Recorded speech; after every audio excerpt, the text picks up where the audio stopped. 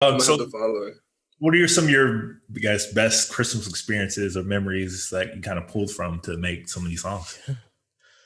Well, yeah, it's all of my Christmases, as I kind of alluded to, have been with my family, and so for me, it's like the idea of a perfect Christmas is just that. It's that simplistic thing of being around mum, dad, and my sister. Mm. Sometimes we get the joy and the luck of going away somewhere.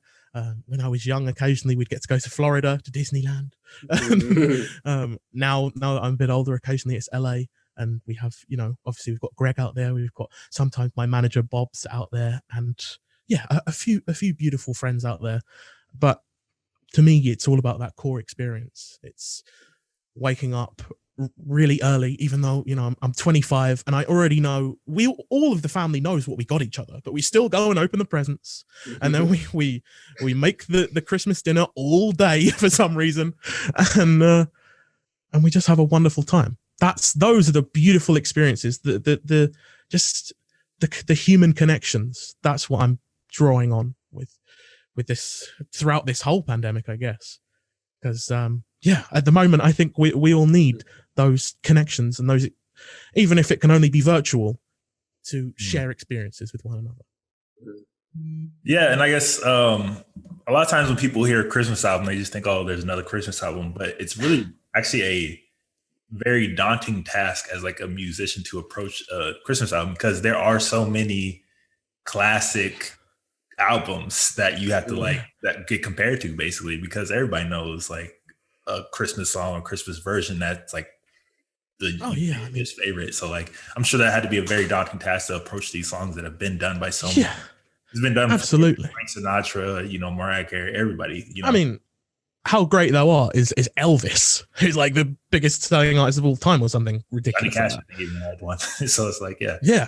So I know that there will always be a comparison to versions that have come before, but you just kind of got to throw that to the wayside, I suppose. A lot of my versions are based on the other versions. Like How Great Thou Art is definitely a bit of an Elvis pull, I will say. But that's just because I really like the version.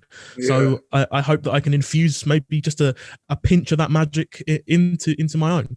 And yeah, if people want to compare me with some of the great people who've sung these songs, I am absolutely flattered. Yeah. Frankly, I will take that. We take those.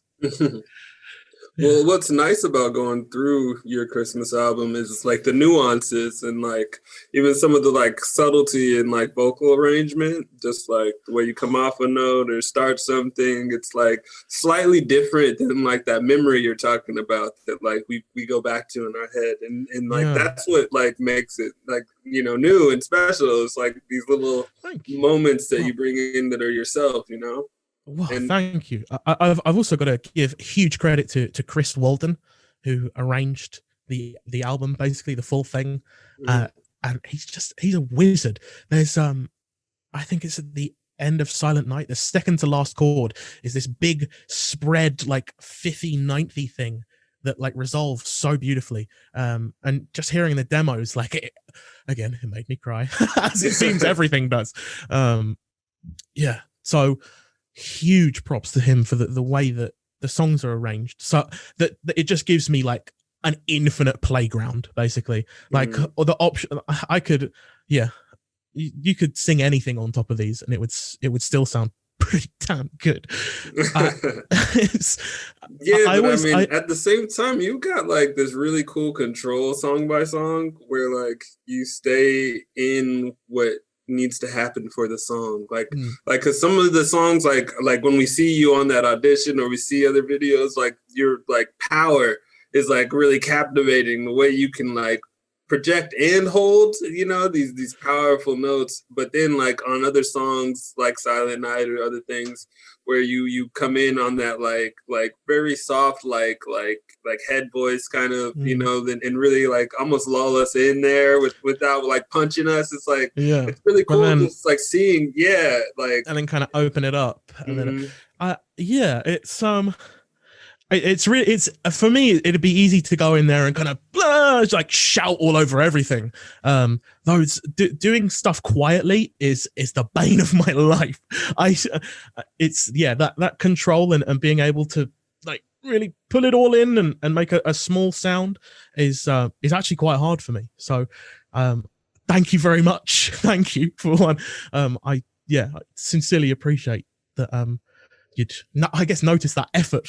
I want to see more of that too. Like this, because I was just like, I would compare like "Hark the Herald," where it's like way, the other side, and then you go back down to like, like Silent Night or Amazing Grace, which are so much more just like soft and controlled, but it's like you touched falsetto a little bit, and it's like this. It's just nice. Yeah. It's just nice. I think there are definitely people who would want to hear me kind of blast for 2 hours on a record, but having those peaks and troughs is just more interesting. It's more fun. Yeah.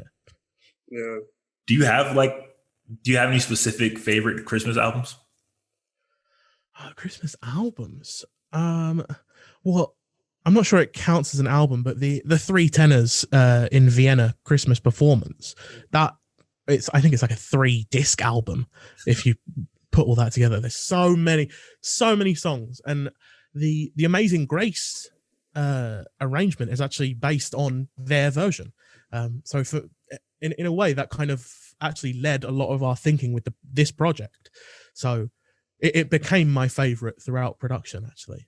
Because I'd not actually heard it before this year, which is kind of a crime. It's really good. It's really good. Really worth checking out, I think. I said, there are a lot of Christmas albums out there. There's one of my favorite ones is the Death Row Christmas album back from like the 90s. So nice. They're definitely out there. Definitely. Well, 100 Gex just put out a Christmas song, right? Oh wow. Which is pretty interesting. I like him.